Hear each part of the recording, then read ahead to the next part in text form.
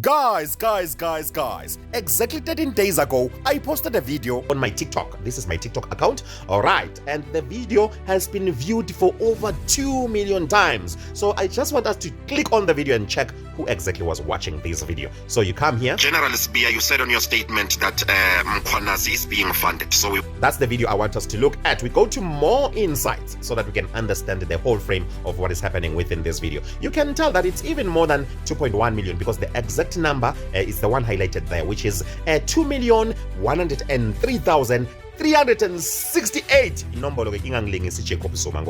And then you can tell that it has actually been reacted for, or rather for 54,000 times. And the comments that are there, there are 8,527. It has been shared for 13,000 times and has been saved for 3,746. Okay, let us go to views right now.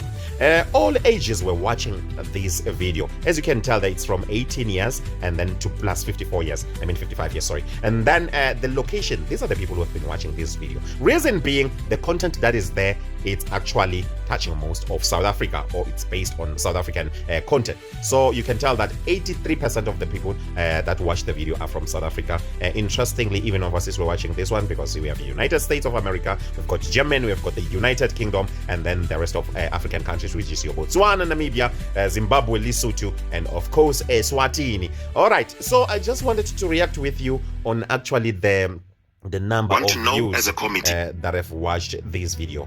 Okay, if you want me to post for you something on my account, you can trust me now that it will reach this number of people. Should it be an advert for you? Should it be anything that you want to communicate to your audience?